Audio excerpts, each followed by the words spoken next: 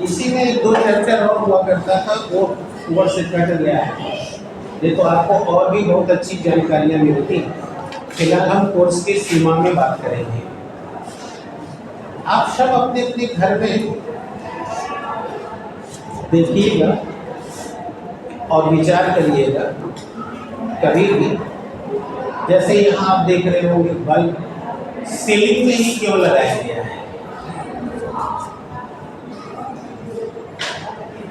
और जिन लोगों ने अपने घर में बल्ब सीलिंग में ना लगवा के वॉल में लगवाया होगा, वॉल समझ रहे हैं? हाँ, मैं पढ़ने की कोशिश कर रहा हूँ कि कितना दिमाग से यहाँ बैठे हुए उन्हीं पर फोकस कर रहा हूँ।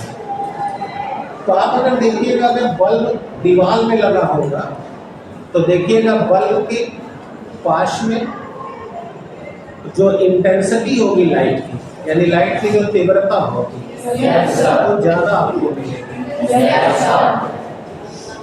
और बल्ब से जो दूर कोना होगा वहाँ देखिएगा रोशनी तो होगी लेकिन उसकी तीव्रता इसीलिए आपको एक प्रिंसिपल दिया जाता है कि पढ़ने वाले स्टूडेंट का घर में कमरा कौन होना चाहिए। तो आपको लोग बताए होंगे घर के लोग कि स्टूडेंट को पढ़ने के लिए अपना कमरा या तो पूरब का रखना चाहिए या तो उत्तर दिशा। अब हम उसमें डिटेल में जाएंगे, हमने कहा हम सीमा में बात करेंगे क्योंकि ये सब जितनी बातें हो रही है वो उस कोर्स की हो रही है जो कोर्स से हटिया है। अतः हम केवल सीमा में बात करेंगे।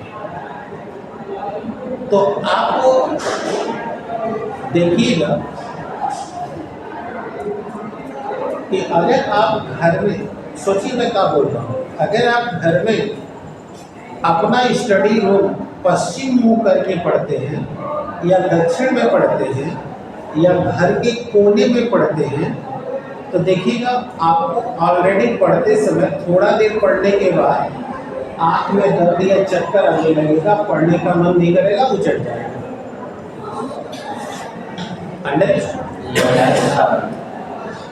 लेकिन अगर आपने अपने पढ़ने का जो कमरा है, राइट है,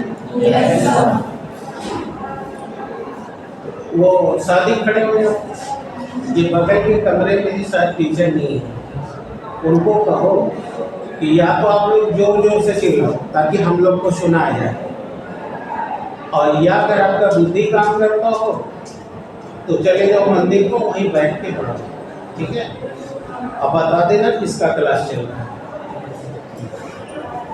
तो देखो क्या प्रभाव पड़ता है, शायद कुछ आवाज़ कम हो जाए।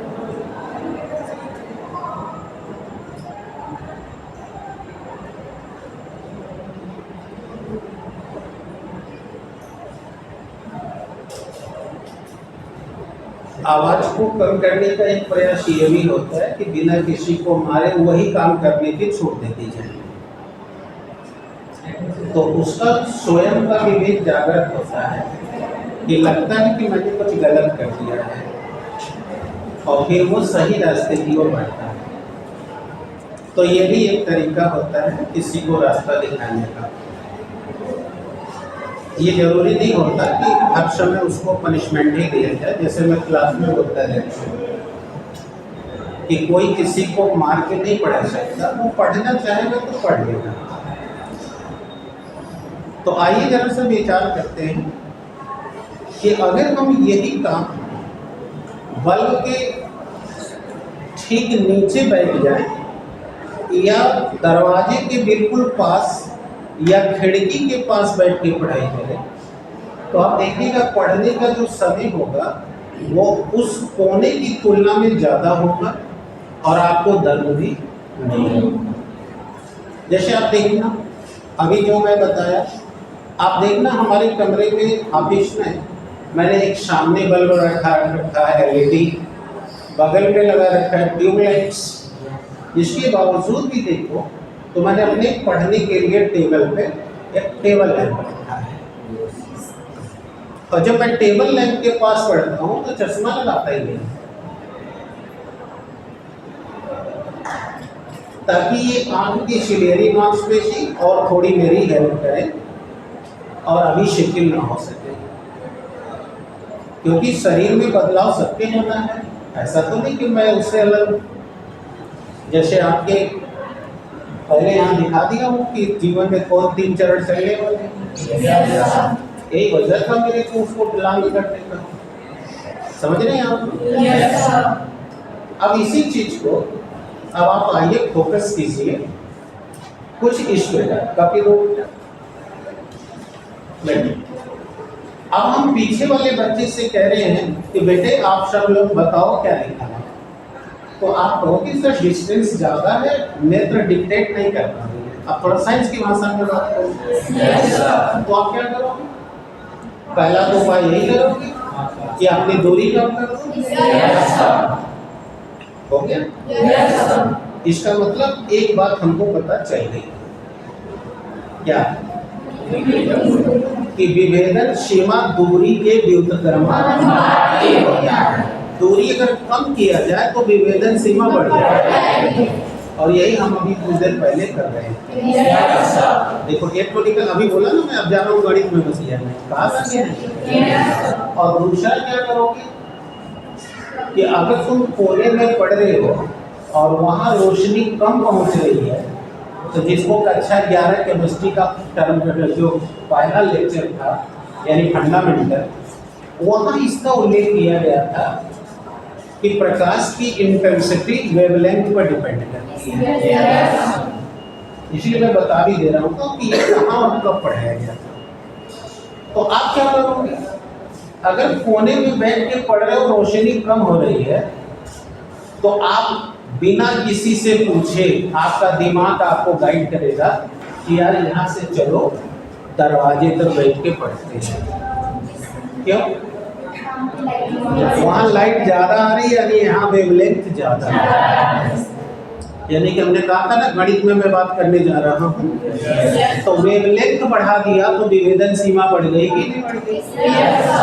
जैसे आपने कई बार देखा होगा कोई अक्षर मुझे साफ नहीं होता तो मैं चश्मा की बजाय कहता हूँ मोबाइल हो जरा, और मोबाइल का टॉर्च जला के इस पर फोकस बढ़ाता हूँ तो कहता हाँ अब ठीक, जबकि मुझे भी पता है दिन है, but in spite of that I know the science, और मैं जानता हूँ कि आँख के ऊपर लोड को घटाने के लिए क्या किया जा सकता है, वेवलेंथ को बढ़ा दिया गया। यानी आप समझ गए कि ट्यूबलाइट भी ऑफिस में लगी है, वॉल लैंप भी लगा हुआ है, और फिर भी मेज पर टेबल क्यों लगा हुआ है? यानी वेवलेंथ बढ़ाने के लिए, ताकि हम अक्षर को डिक्टेट करें और नेत्र की सिलेरी पर मसल पर लोड कम से कम पड़े, ताकि सर में दर्द ना हो। सही नहीं? बताओ क्या ये डिस्कशन ने मुझे बता दिया विभेदन सीमा किस बात पर डिपेंड कर रही है? प्रकाश के तरंग और दूरी। तरंग दैर्ध्य के मिल गया बेटा? अब शायद मिल भी गया होगा कि हमें पढ़ते समय खिड़की या दरवाजे के पास ही क्यों बैठना चाहिए, और शायद ये भी मिल गया होगा कि पूरब और उत्तर ही क्यों पढ़ना चाहिए, क्योंकि पूरब क्षैतिज दिशा है और क्षैतिज दिशा में सूर्य की उस समय रेड लाइट आई जाती है और उनकी फोकल लेंथ बड़ी होती है पीछे का चैप्टर, अतः बहुत जल्दी प्रकाश हमको प्राप्त होने लगेगा।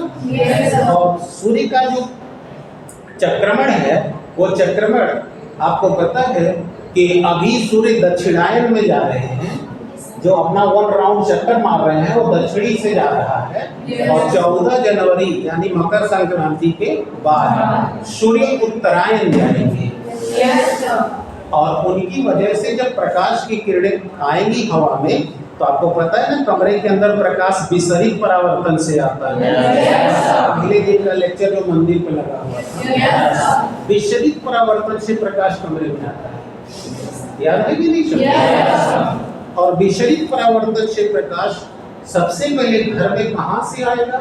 क्योंकि ज्यादातर घरों के दरवाजे उत्तर और पूरब में, समझते हैं ना। इसीलिए जो हाथ खाली होगा वही से प्रकाश घर में एंट्री करेगा।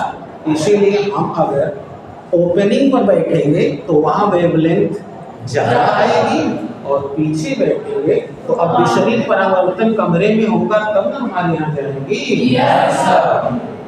समझ में आ रहा है ना। इसीलिए हमें हमेशा उत्तर और पूरब दिशा में ही मुंह करके पढ़ना चाहिए, ताकि विचलित परावर्तन से प्रकाश जल्दी प्राप्त हो और ज्यादा वेवलेंथ की प्राप्त हो। आगे आप समझ में मिल गई सीमा आपको? मारो जल्दी से करेक्ट करके। नेत्र की विभेदन सीमा दो भागों पर निर्भर करती है।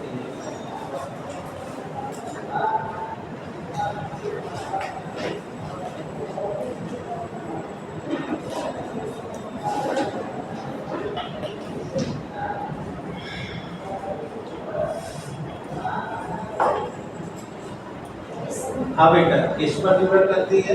दो बातों पर। पहला वेवलेंथ पर, प्रकाश की तरंगदैर्घ्य।